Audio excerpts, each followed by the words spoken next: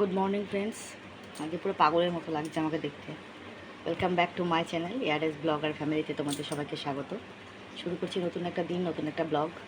সকাল হয়ে গেছে, নতুন ভোর, নতুন সকাল হয়ে গেছে। বাসি কাজ ফাজ সারা হয়ে গেছে, সারাটা জল এখনও আসেনি। আসলে পরে আবার কাজকর্ম স্টার্ট হবে। এখন চা ফা খাওয়া হচ্ছে, ঘর দোর মানে উঠোন ঝাড় দেওয়া, ঘর ঝাড় দেওয়া, গঙ্গা জল ছেটানো, দূরে জল দেওয়া, যেগুলো থাকে আমার, জামা কাপড় মেলা সব হয়ে গেছে। শুধু এখন চা খাবো। আমার এই তুলসী গাছটা কেন আবার ঝিমিয়ে পড়ছে বুঝতে পারছি না কি হয়েছে। দেখো তোমরা, কি জানি কেন তুলসী গাছটা এরকম ঝিমিয়ে পড়ছে। কাঠি দিয়ে লম্বা করা হয়েছে, তবু দেখা জানি না কি হয়েছে। দেখো এখানে ধূপ ধরিয়ে দিয়েছি, দেখতে পাচ্ছ তো। আর এই ঘরে তো ধূপ জ্বলছেই ঠাকুরের সামনে। রোজকার রুটিন আমার, তোমরা জানো।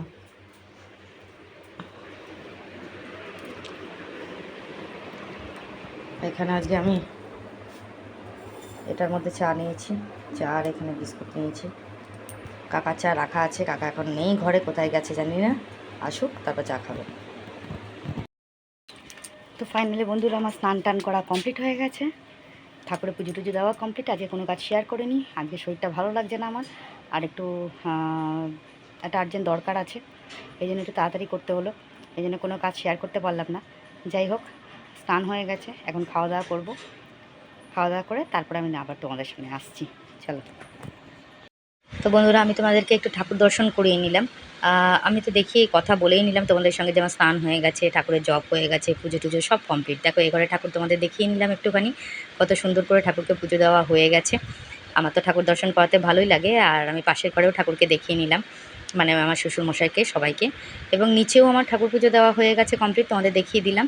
ঘরের সমস্ত কাজকর্ম কমপ্লিট। শরীরটা আজকে আমার খুব একটা ভালো নেই, তবুও আমাকে যেতে হচ্ছে একটু দরকারে, মানে একটু আর্জেন্ট দরকার, গাড়ির ব্যাপারে একটু পেপারসপত্র নিয়ে আমাকে বেরোতে হবে। তো সেখানে আমাকে যেতে হবে কৃষ্ণনগর। তো সেখানেই যাবো অ্যাকচুয়ালি। এ দেখো গাছে দুটো পেঁপে হয়েছে, পেঁপে দুটো ছেলে আশ্রমে পাঠাতে হবে। আর ঘরের সমস্ত কাজকর্মও কমপ্লিট হয়ে গেছে। যাওয়ার আমার একদম ইচ্ছা ছিল না, কিন্তু আর্জেন্ট করে ফোন করে ডাকলো বলেই আমাকে যেতে হলো। আমি ফার্স্ট হাফে যেতে পারিনি, সেকেন্ড হাফে বেরোবো বাড়ি থেকে। এবার যেহেতু মানে কৃষ্ণনগরে জগতী পুজোর একটা রেশ রয়েছে, জানি না রাস্তাঘাটে গিয়ে আমার কি হবে, জ্যামে ম্যামে পড়বো কি না। এদিকে দেখো জামা কাপড় আমি কেচে ধুয়ে দিয়েছি, পরিষ্কার করে দিয়েছি। দুদিন পরে যাওয়ার চেষ্টা করেছিলাম, কিন্তু হবে না। ঠিক আছে, সব কিছু দেখানো হয়ে গেল তোমাদের, চলো দেখতে থাকো। তো ফাইনালি বন্ধুরা, আমরা রেডি হয়েছি, বেরোবো একটু দরকারে। আমার হাজব্যান্ড যাবে, আমি যাব, কিন্তু দরকারে যাচ্ছি, দরকারটা মিটিয়ে আসি। ঠিক আছে, কোথায় যাচ্ছি সেটা তোমাদের পরে বলবো, চলো দেখতে থাকো ব্লগটা। আজকে কোনো কাজকর্ম শেয়ার করলাম না, প্রত্যেক দিনই তো কাজকর্ম শেয়ার করি, আজকে একটু নতুন ধরনের ব্লগ দেখো। ওই যে টাটা টাটা, চলো। তো বন্ধুরা, যাওয়ার সময় একটু পেট্রোল পাম্পে দাঁড়ালাম গাড়িতে একটু তেল ভরার জন্য। গাড়িটা না নিয়ে গেলে হবে না, নাহলে ট্রেনেই যেতে পারতাম। গাড়িটাও ওখানে প্রয়োজন আছে দেখানোর, তাই জন্যেই আমি বেরিয়েছি আর কি। অ্যাকচুয়ালি আমরা তো তাড়াতাড়ি করে পৌঁছতে পারলে খুব ভালো হয়, জানি না কি জ্যামে পড়বো না কিসে পড়বো। সোনার কানের পড়িনি, কারণ আজকে একটা ওখানে মানে পুজো টুজো চলছে, তো তাই জন্য আর কি সোনার কানের পরে যায়নি। আমার বর বারণ করলো যে রাস্তাঘাটে অনেক ভিড়ভাট্টা থাকতে পারে, এই জন্য। এবার রাস্তায় যেতে যেতে না দেখতে পেলাম কি কত জায়গায় মানে জগতী পুজো হচ্ছে আর কি, ছোটোখাটো জায়গাগুলোতে, মানে ওই ধরো হবিপুর দিয়ে, তাহেরপুর দিয়ে, এইসব জায়গা দিয়ে ছোটো ছোটো জগতী পুজো হচ্ছে। তো সেগুলো তোমাদের একটু দেখা যায়, কী সুন্দর লাইটিং জ্বলছে, ছোট্ট ছোট্ট মায়ের মুখ, ছোট ছোট ঠাকুর একটু দর্শন করতে করতে আমরা গেলাম আর কি। অ্যাকচুয়ালি লাইটিংটা বেশ ভালো করেছিল, ভালো লাগলো। তো এইভাবে আমরা যাচ্ছি রাস্তায়, তা আমাকে একটু দেখিয়ে নিলাম তোমাদেরকে যে আমরা দুজনে মিলে বেরিয়েছি। অনেক দিন পরেই বেরোলাম।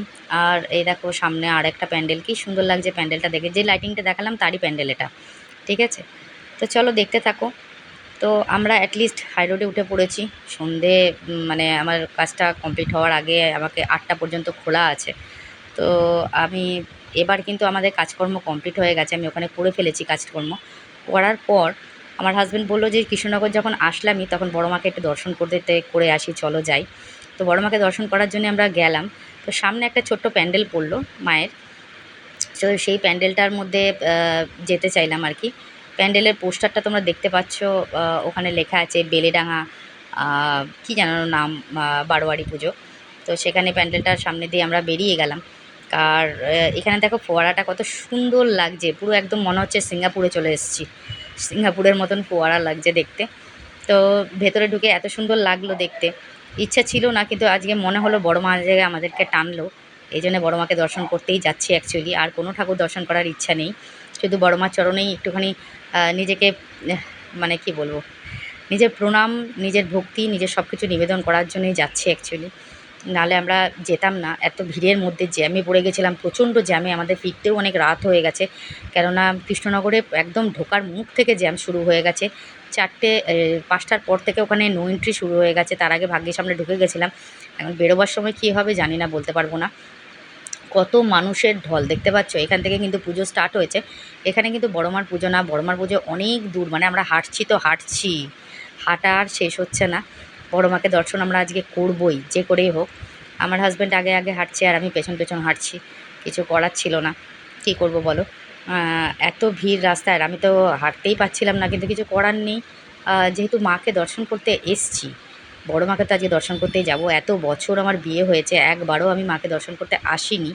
আজকে জানি না কেন এখানে কাজটা করতে এসে হঠাৎ করে মনটা টানলো, তাই জন্যে হয়তো আসলাম, মা হয়তো টানছে আমাকে। তো যাওয়ার সময় কিছু কিছু প্যান্ডেল বাইরে থেকেই দেখেছি, ভেতরে আর ঢুকিনি এত ভিড়ভাট্টার মধ্যে, আর শরীরটাও পারমিট করছিল না, অনেকটা রাস্তা আমরা বাইক চালিয়ে এসেছি বলে। ভেতরে প্যান্ডেলগুলো প্রত্যেকটাই সুন্দর হয়েছে, খুব ভালো লাগছিলো দেখতে। তো তারপরে আমরা একটু একটু করে এগোচ্ছিলাম। এখানে দেখো এই যে মা মহেশ্বরী, এই প্যান্ডেলটার মধ্যে একটু ঢুকেছিলাম আমরা, বাইকটা কিন্তু আমরা ওখানে স্ট্যান্ড করে দিয়েছিলাম, কারণ বাইক নিয়ে ভেতরে ঢোকা যাচ্ছে না, যারা ঢুকছে তারা সামনে গিয়ে কিন্তু আটকে যাবে। তো এই প্যান্ডেলটার মধ্যে আমার হাজব্যান্ড বললো চলো ভেতরে ঢুকে একটু মাকে দেখে আসি। কিন্তু আমি যখন ভেতরে ঢুকলাম প্যান্ডেলটার, মানে প্যান্ডেলটা খুব অসাধারণ একটা প্যান্ডেল করেছে, খুব ভালো লাগলো প্যান্ডেলটা। মানে ঠিক মতন দেখাতে পাচ্ছি না তোমাদের, সামনে গেলে হয়তো ভালো করে দেখতে পাবে। মানে এত লাইন পড়েছিল মানে কি, খুব কম লাইন। এখন কিন্তু বেশি বাজে না, সন্ধে সন্ধে লাগছে ঠিকই, 4:45 বাজে এখন, 4:45তেই দেখো কিরম সন্ধে লাগছে। তো বেশি বাজে না, এই জন্য ভিড়টাও একটু কম ছিল, তাই আমরা ঢুকতে পেরেছি ভেতরে আর কি। রাত্রি 8টার পর থেকে তো মারাত্মক ভিড় হয়েছিল শুনেছিলাম আমি। এবারে এই প্যান্ডেলটার ভেতরে ঢুকছি, ভেতরটা এত সুন্দর আর কত ঢাক, তোমাদের বলে বোঝাতে পারবো না। এই দেখো প্যান্ডেলটা দেখিয়ে নিলাম বাইরে থেকে, এবার কিন্তু আমরা ভেতরে ঢুকছি প্যান্ডেলের ভেতরে। প্যান্ডেলের ভেতরে যখন আমরা ঢুকলাম, এখানে কিন্তু আমাদের দাঁড় করিয়ে দিয়েছে, আটকে দিয়েছিল। এই দেখো কত ঢাক, দেখতে পাচ্ছ, এত ঢাক, মানে আমি এর আগে কখনো একসঙ্গে দেখিনি। প্যান্ডেলটা দেখো অসাধারণ, কৃষ্ণনগরের প্যান্ডেল অসাধারণ প্যান্ডেল, কত ঢাকি বসে আছে দেখো ঢাক নিয়ে, আর মায়ের মুখ অসাধারণ, কী বলবো আর কি তোমাদেরকে, খুব ভালো লেগেছে। এটা মা মহেশ্বরী, মায়ের মহেশ্বরীকে দেখালাম তোমাদেরকে, খুবই সুন্দর লাগছে। মাকে একদম সামনে থেকে তোলার ইচ্ছে ছিল বলে একটুখানি ভিড় কাটিয়ে সামনে গেলাম, কেন ভিড়টা তখন ছিল না, সবে সন্ধে লেগেছে তো। এই দেখো, দেখেছো কত সুন্দর লাগছে দেখতে মাকে, তাই না? অপূর্ব অপূর্ব, জাস্ট অসাধারণ, খুব সুন্দর লেগেছে আমার মায়ের মুখ। না গেলে হয়তো মিস করতাম, কিন্তু শরীর পারমিট করছিল না, তবুও মায়ের টানে টানে চলে গেলাম। দেখা যাক না কি হয়, বুঝতে পেরেছো তো? জানি অনেক ভিড়, জানি অনেক কষ্ট, কষ্ট করেই তো মায়ের কাছে যেতে হয়, তাই না? এইগুলো সব প্রদীপ দিয়ে কিন্তু করা হয়েছে, দেখেছো, প্রদীপের মতন সব কিছু দিয়ে করা হয়েছে। মায়ের প্যান্ডেল, আমার প্যান্ডেল বলো মূর্তি বলো অসাধারণ লেগেছে, আমার খুব ভালো লেগেছে। মানে ভেতরটা তোমাদের পুরো দেখিয়ে দিলাম, কাজগুলো পুরো খুব সুন্দর কাজ করেছে, একদম নিট অ্যান্ড ক্লিন কাজ, পুরো পরিষ্কার, মানে দারুণ দারুণ দারুণ, এক কথায় অসাধারণ। আর তখনই মায়ের আরতি স্টার্ট হচ্ছিল, ঢাক বাজার সবে শুরু হয়েছে, দেখো কত ভিড়, তখনই কত ভিড় দেখতে পাচ্ছ। সিসিটিভি লাগানো আছে ভেতরে। এবার ঢাকটা বাজানো তখনই স্টার্ট হয়েছে, ভাবলাম একটু দাঁড়াই, কিন্তু আমরা ভাবলাম যে দাঁড়ালে না লেট হয়ে যাবে, নাহলে ঢাক বাজানোটা একটু শুনতাম, এতগুলো ঢাক একসঙ্গে বাজলে কীরকম লাগে। মায়ের আরতি শুরু হচ্ছিলো অ্যাকচুয়ালি, কিন্তু আমরা দাঁড়াতে পারলাম না, যেহেতু আমাদের বেরিয়ে যেতে হবে, নাহলে পরে আমরা আরও বেশি জ্যামে আটকে যাব। এই জন্যে বেরিয়ে পড়লাম, যেহেতু আমাকে বড় মাকে দেখতে হবে, তাই জন্যে বেরিয়ে পড়লাম। লাইটিং তো খুব ভালো লেগেছে, দেখো কী সুন্দর সুন্দর লাইটিংগুলো, একদম এত ভালো লাগছে দেখতে। এই লাইটিংগুলো একদম নতুনত্ব দেখলাম আমি, আমাদের রানাঘাটেও দেখেছি, এখানেও দেখলাম, খুব ভালো লেগেছে। লাইটিং তো অসাধারণ করেছে, তোমরা তো জানোই যে এটা যে বারোয়ারি পুজোটা, এটার মধ্যে আমরা যাইনি, জাস্ট লাইটিংটাই তোমাদের দেখাচ্ছি। এই লাইটিংটা করে এসছে কিন্তু রানাঘাট থেকে, ঠিক আছে? দেখতে পাবে এখানে রানাঘাটের আলোকসজ্জায় রয়েছে মুখার্জি ইলেকট্রনিক্স, ইলেকট্রিক আর কি, সরি ইলেকট্রনিক্স নয়, ইলেকট্রিক রানাঘাটের। তো এটাই তোমাদের দেখালাম, রানাঘাট থেকেও কিন্তু এখানে এসছে। আর এটা হচ্ছে কৃষ্ণনগর পৌরসভাটাকে এত সুন্দর সাজিয়েছে, জাস্ট অসাধারণ, ভীষণ সুন্দর লাগছে। মায়ের অনেক দূরে আমরা ছিলাম, অনেকটা দূর, অনেকটা হাঁটতে হয়েছে আমাদের মায়ের কাছে যাওয়ার জন্যে। প্রচুর লাইটিং, প্রচুর মানুষের ঢল। আজকে আমরা শুনলাম যে ওখানকার স্থানীয় বাসিন্দাদের কাছ থেকে আজকে যারা গেছে কৃষ্ণনগরে তারা সব বাইরের লোকজন, যারা লোকাল ছিল তারা কালকের মধ্যে সব ঠাকুর দেখে নিয়েছে, আর আজকে যারা রয়েছে তারা বেশিরভাগ সব বাইরে থেকে এসছে, দূর দূর থেকে মানুষ এসছে শুধু মাকে দর্শন করার জন্য এখানে। এই দেখো আমরা বুড়িমার দিকে যাচ্ছি, বুড়িমার প্যান্ডেলের দিকে, মানে শেষমেশ মায়ের সামনে আমরা যাচ্ছি। এত সুন্দর একটা ফিলিংস আমার তো, মানে আমি তো মানে পাগল হয়ে যাচ্ছিলাম যে আমি কখন যাব, কখন গিয়ে মায়ের সামনে গিয়ে একটু দাঁড়াতে পারবো, কখন যাব। এই ভেতরটায় খালি এই ফিলিংসটাই হচ্ছিল যে কখন আমি মায়ের সামনে যাব, মায়ের সামনে গিয়ে একটু দাঁড়াতে পারবো, মাকে একটু দেখতে পারবো। এই ফিলিংসটাই হচ্ছিল খালি ভেতর থেকে। বিশ্বাস করো আমি অপেক্ষা করছি খালি কখন আমি মায়ের সামনে যেতে পারবো, মাকে একটু দেখতে পারবো। কারণ যাকে দেখার জন্য আমি এসছি, দেখো কৃষ্ণনগরে সব ঠাকুরই আছে, প্রচুর ঠাকুর রয়েছে, কিন্তু মা তো একজনই। বড় মাকে দর্শন করা মানেই প্রত্যেকটা ঠাকুর দর্শন হয়ে গেল। এই দেখো এখানে বড় মানে একটা মানে প্যান্ডেল ছিল, বড় মার মন্দিরের প্যান্ডেলের ভেতরে আমরা ঢুকছি। জাস্ট দেখো ওপরে দেখতে পাচ্ছ বুড়িমা লেখা আছে, সরি বড় মা না, বুড়িমা, ঠিক আছে। তো আমরা জাস্ট ঢুকছি ভেতরে। কত সুন্দর প্যান্ডেলটা সাজানো হচ্ছে, যত সামনে যাচ্ছি তত আমি এক্সাইটেড হয়ে যাচ্ছি কখন আমি মাকে দেখতে পাবো, কখন আমি মাকে দেখতে পাবো। বড় মাকে বলে বুড়ি মাকে দর্শন করা নাকি খুব ভাগ্যের কথা, সবাই পারে না। মা যাকে ডাকে সেই যেতে পারে মায়ের কাছে। আমি শোনার কথা, আমি জানি না, আমি এতদিন বিয়ে হয়েছে আমি কোনোদিন যাইনি, মা হয়তো টানেনি, কিন্তু আজকে জানি না কেন মা টানলো আমাকে, আর আমি হট করে চলে গেলাম, কোনো ডিসিশন ছাড়াই চলে গেলাম মায়ের কাছে। একদম মায়ের সামনাসামনি চলে যেতে মনটা চাইছে। এত ভিড়ের মধ্যে কত লোক, কত মানুষ, মানে এত ঢল নেমেছে মানুষের, তোমাদের বলে বোঝাতে পারবো না। সবাই সবাই ভিডিও করছে একদম। আমার হাজব্যান্ড তো আগে আগে দৌড়চ্ছে একদম, আর পেছনে পেছনে আমি যাচ্ছি। ভিড়ের মধ্যে কোথায় হারিয়ে যাবে তার ঠিক নেই। বলেছি ফোনটা সামনে রাখবে, যদি হারিয়ে যাই, যদি না দেখতে পাই তোমাকে অবশ্যই ফোন করে বলে দেবো আমি কোথায় আছি, তুমি ওখানে থাকবে, বা তুমি কোথায় আছো আমি ওখানে যাব। এত ভিড়, জানি না কী হবে। এটা কিন্তু বুড়িমার মন্দির, যেখানে মায়ের অরিজিনাল মানে মা থাকেন আর কি 12 মাস। এটাই হচ্ছে বুড়িমার মন্দির, তোমাদের একটু দেখিনি। এই দেখো, দেখেছো এখানে মা সবসময় থাকে। এটা কিন্তু এ দেখো বুড়িমা ভবন লেখা আছে। কৃষ্ণনগরের যিনি রাজা ছিলেন কৃষ্ণচন্দ্র, ইনিই কিন্তু এই মন্দিরটায় এই মায়েকে প্রতিষ্ঠা করেছিলেন। মায়ের বয়স কিন্তু 274 থেকে 75 বছর, ঠিক আছে। এত পুরনো, এত পুরনো, আর ভীষণ জাগ্রত মা। তোমাদের বলে বোঝাতে পারবো না একদম। কি বলবো তোমাদের, প্রচণ্ড জাগ্রত। এবং রাজা কৃষ্ণচন্দ্র এই মায়ের পুজো প্রতিষ্ঠা করেছিলেন এবং স্টার্ট করেছিলেন, অ্যাকচুয়ালি শুরু করেছিলেন। তো তখন থেকে পুজোটা হচ্ছে, যার জন্যে অনেক পুরনো, অনেক অনেক মানে জাগ্রত, মানে ভীষণ জাগ্রত মা। মায়ের কাছে যখন যে যা চায় মা তাকে সেটাই দেয়। এটাই হচ্ছে আসল কথা। একদম সামনে চলে এসেছি, আর ভিড়ের মধ্যে আমরা আটকে গেছি। দেখো তোমরা কত মানুষ, কত মানুষ, কত দূর দূর থেকে কত মানুষ এসছে, দেখতে পাচ্ছ কত ভিড়, সামনে পেছন দিয়ে প্রচুর মানুষ, প্রচুর মানুষ, প্রচুর। তোমাদের বলে বোঝাতে পারবো না এত মানুষ। সামনেই দেখো কত মানুষ, পেছনেও দেখালাম তোমাদের, প্রচুর মানুষের ঢল, শুধু মাকে এক ঝলক দেখার জন্যে, মায়ের সামনে যাওয়ার জন্যে, মাকে নিজের সমস্ত কিছু কষ্ট দুঃখ সব কিছু জানানোর জন্যে, যাতে মা উদ্ধার করে। এত মানুষ, এত মানুষ। আর আমার হাজব্যান্ড তো ভিড় ঠেলে ঠেলে এগোচ্ছে, আমিও তার সঙ্গে সঙ্গে যাচ্ছি। এইবার দেখো একদম চলে এসেছি মায়ের সামনে। প্রচুর ঢাক বাজছে এখানে, এখানে কিন্তু 250টা ঢাক বাজে, 250, ঠিক আছে, 250টা ঢাক বাজে। তো মায়ের সামনে চলে এসেছি, আমি ভীষণ এক্সাইটেড মাকে দেখার জন্যে। মানে এত মানুষ, এত মানুষ, মানে আমি কি বলবো, মানে কিছু বলার নেই আমার। এই পেছন থেকে আমার হাজব্যান্ড হারিয়ে গেছিলো জানো তো, এই সামনে যাওয়ার সময়। সামনে যখন গেছি আমি তো একদম মায়ের সামনে চলে গেছি, আর ওকে পেছন ফিরে আর দেখতে পাচ্ছিলাম না অ্যাকচুয়ালি, তবু পরে পেয়ে গেছি, অসুবিধা হয়নি।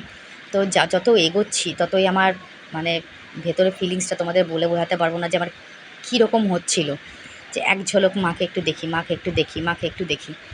মানে আমার ভেতরের মধ্যে সব কিছু যেন ভেঙে চুরে যাচ্ছিলো। আমার মনে হচ্ছিলো যে এই আমার মনে হচ্ছে আমার জীবন সার্থক হয়ে গেল। আমি চলে এসেছি মায়ের কাছে, মায়ের সামনে চলে এসেছি, মায়ের কোলে চলে এসেছি। মা আমাকে নাও তুমি, এমন মনে হচ্ছিল আমার, মানে আমার ফিলিংসটা আমি তোমাদের বলে বোঝাতে পারবো না। যত সামনে যাচ্ছিলাম মায়ের সামনে এত ভিড়, আমাকে মানে ঠেলে মানে চিপে দিয়েছিল পুরো, কিন্তু কিছু করার নেই। আমার তখন ওসব কিছু মনেই হচ্ছে না। আমার তখন মনে হচ্ছে যে আমি কোথায় এসে গেছি, আমি মায়ের কাছে চলে এসেছি, আমি মায়ের কোলে চলে এসেছি, এরকম মনে হচ্ছিল। আমি যতক্ষণ না মায়ের সামনে যেতে পারছিলাম আমার শান্তি লাগছিল না। কিন্তু বিশ্বাস করো, যখন আমি মায়ের সামনে গিয়ে দাঁড়ালাম, আমার ভেতর থেকে যে কী আসলো আমি তোমাদের বলে বোঝাতে পারবো না। আমি কিছু বলতেই পারছিলাম না, আমার চোখ দিয়ে খালি জল পড়ছিল। আমি ওখানে হাওমাও করে কাঁদছিলাম, শুধু মাকে একবার দেখো। উফ মা, মা গো, আমার এখনও বুক ফেটে কান্না আসছে। আমি জানি না কেন আমি খালি কাঁদছিলাম মায়ের সামনে দাঁড়িয়ে, আমার চোখ দিয়ে খালি জল পড়ছিল। আমি মাকে কিছু বলতে পারছিলাম না। আমার আমার কান্না দেখে সবাই আমার দিকে তাকিয়ে রয়েছে, সবাই দেখছে আমাকে। আমি মায়ের কাছে গিয়ে মাকে হাত জোড় করে যে কিছু মায়ের কাছে চাইবো, তার আগেই আমার চোখ দিয়ে অঝোরে জল পড়ছে। আমি হাউমাউ করে কাঁদছি আর মাকে বলছি, মা তোমার অনেক কষ্ট করে তোমার কাছে এসছি মা, অনেক দূর থেকে অনেক কষ্ট করে এসছি। কেন এসছি মা তুমি সব জানো, তোমাকে আমার বলার কিছু নেই। তোমরাও দেখো, মাকে দর্শন করো, তোমাদের জীবন সার্থক করো। তোমাদের যা কামনা বাসনা আছে মাকে অবশ্যই বলো, মা নিশ্চয়ই সেটা পূরণ করবে। কত মানুষ এসছে তোমরা শুধু একবার দেখো। আমি মায়ের সামনে গিয়ে সমানে কাঁদছি আর সবাই আমাকে খালি দেখছে যে কী হলো, হ্যাঁ ইনি কাঁদছেন কেন। আমি জানি না আমার তখন চোখ দিয়ে কেন অঝরে জল পড়ছে, শুধু কাঁদছি, শুধু কাঁদছি, মাকে দেখে শুধু কাঁদছি। মাকে দেখো তোমরা, এই দেখো সাইডে চলে এসেছি আমি ভিড় থেকে বেরিয়ে। অনেকক্ষণ আমি দাঁড়িয়েছিলাম মায়ের সামনে, হাত তুলে মাকে নিজেকে সমর্পণ করে দিয়েছিলাম যে মা তুমি আমাকে নিয়ে নাও, আমাকে তোমার কাছে নিয়ে নাও। দেখো জাস্ট মুখটা দেখো মায়ের, উফ, তোমাদের বলে বোঝাতে পারবো না। আমার কান্নাই থামছিল না, বিশ্বাস করো। আমি সমানে কেঁদে যাচ্ছি, আমার কান্নাই থামছে না। দেখো আমার চোখ দিয়ে খালি জলই পড়ে যাচ্ছে। আমি মায়ের সামনে দাঁড়িয়ে আমি খালি কান্না থামাতেই পারছি না। আমি জানি না কেন, আমার হাজবেন্ড বলছে তুমি কাঁদছো কেন, আমি ওকে বলে বোঝাতে পারছি না আমি কাঁদছি কেন, কিন্তু আমি কাঁদছি। কত মানুষ, কত মানুষ দেখো, অনেক মানুষ, অনেক মানুষ। এই গাছ ছুলে পড়ে গায়ের লোম খাড়া হয়ে যায়, জানো তো। এই গাছ ছুঁয়ে মায়ের একটা আশীর্বাদ আমি নিয়ে নিলাম। এখানে সবাই কিন্তু যার কামনা বাসনা আছে অনেকে এখানে ঢিল বেঁধে দিয়ে যায় মায়ের এখানে। তো আমি মাকে যা বলার বলে আসলাম, যেটা আমার মনে আছে সেটা তো আমি তোমাদের বলতে পারছি না। তো একবার দেখিয়ে নিলাম, একবার দেখে নাও মাকে। মা গো, মঙ্গল করো, তোমার চরণে ঠাঁই দাও মা। দেখো এখানে লেখা আছে কবে থেকে পুজো মণ্ডপ, মানে কে দায়িত্বে আছে, কী আছে না আছে, সমস্ত কিছু ডিটেলস এখানে লেখা রয়েছে। এটাও তোমাদের একটুখানি দেখিয়ে নিলাম। মানে কি বলবো, এবার আমরা ওখান থেকে বেরিয়ে গেছি, বেরিয়ে সোজা বাড়ির উদ্দেশ্যে রওনা দিয়েছি, কারণ আমাদের অনেকটা রাস্তা যেতে হবে। বাড়িতে যাওয়ার পর আমরা বাড়িতে পৌঁছেছি কিন্তু তখন রাত্রি 10টা বাজে।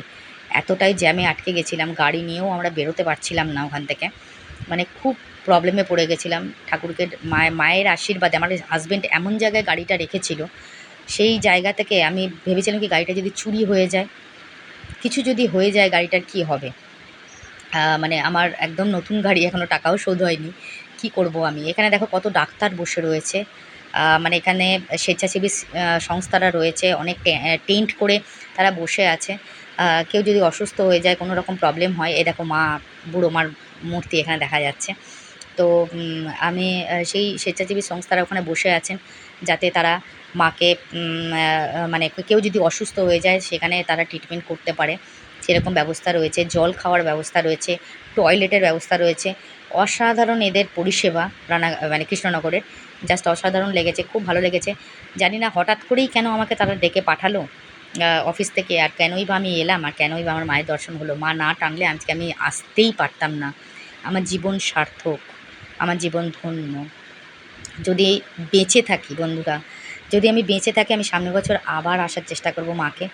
এখানে জীবন্ত জগদ্ধাত্রী ছিল, এই প্যান্ডেলটা একটু দেখার ইচ্ছা ছিল। আমি যাবো না, আমার হাজব্যান্ড বলছে চলো না ভেতরে ঢুকে একবার দেখে আসি। আমি বলছি দেখো লেট হয়ে যাচ্ছে বাড়িতে পৌঁছেটা, ওখান থেকে আমরা 7:30টায় বেরিয়েছি, বাড়িতে ঢুকেছি 8টায়, বুঝতে পারছো তো। সরি, বাড়িতে ঢুকেছি 10টায়। মানে কতটা জ্যামে আটকে গেছিলাম তোমরা ধারণা করতে পারবে না। তো এখানে ভেতরে ঢুকে জীবন্ত দুর্গা দেখলাম। আমি আমার তো এখন শরীর পারমিট করছে না, তবু ভালো লেগেছে। একজন বাচ্চা মেয়ে ছিলেন ওখানে, জীবন্ত দুর্গা হিসাবে সেজে বসেছিল, খুবই ভালো লাগছিল। লাইটিংয়ে চারিদিকে ছেয়ে রয়েছে, তোমরা দেখতে পাচ্ছ, অসাধারণ লাগছে, খুব সুন্দর লাগছে। বলতে পারো এক কাজে দু কাজ হয়েছে আমার। আজকে মা আমাকে টেনেছে বলে মায়ের কাছে এসেছি। আমার জীবন ধন্য হয়ে গেল বন্ধুরা। আমি তোমাদের বলে বোঝাতে পারবো না যে আজকে আমি কী পেলাম এখানে এসে, মাকে দর্শন করে যে আমি কী পেলাম আমি তোমাদের বলে বোঝাতে পারবো না। যাই হোক, এই প্যান্ডেলটার মধ্যে ঢুকলাম, ঢুকে আমি দেখলাম জীবন্ত দুর্গা, যেটা সেটা ভালোই লাগলো, খারাপ লাগলো না আমার, সুন্দর লেগেছে, প্রত্যেকটা প্যান্ডেলই সুন্দর। যিনি জীবন্ত দুর্গা হয়ে বসেছিলেন ওনাকে খুব সুন্দর লাগছে, মা দুর্গা, সরি, জীবন্ত জগদ্ধাত্রী, অ্যাকচুয়ালি জীবন্ত জগদ্ধাত্রী হয়ে বসেছিলেন। তো ওনাকে ভালোই লাগছিলো, পুরো মায়ের মতনই লাগছিলো দেখতে। এখানে দুজন মানে খুব সুন্দর একটা মায়ের গান চলছিল এবং নৃত্য পরিবেশন করছিলেন দুজন, খুবই ভালো লাগছিলো দেখতে। এত সুন্দর একটা মানে প্ল্যাটফর্ম তৈরি করেছেন এনারা, মানে যেটা অসাধারণ লাগছিল, জগদ্ধাত্রীকে অসাধারণ লাগছে, খুব ভালো লাগছে। আমি কৃষ্ণনগরে জগদ্ধাত্রী ঠাকুর কোনো দিন দেখিনি, এই ফার্স্ট টাইম দেখলাম। সব থেকে যেটা আমার দেখার ইচ্ছে ছিল, যেটা আমার মন ছিল, সেটা আমি পেয়ে গেছি, মাকে দর্শন করে নিয়েছি। এটা আমার জীবনের একটা সার্থকতা। তো ফাইনালি আমরা বেরিয়ে পড়েছি হাই রোডের ওপর। তো বন্ধুরা, ভিডিওটা আর আজকে আমি কন্টিনিউ করতে পারছি না, এখানেই আমি ভিডিওটা এন্ড করব। দেখা হবে নেক্সট ব্লগে, ততক্ষণের জন্য তোমরা সবাই ভালো থেকো।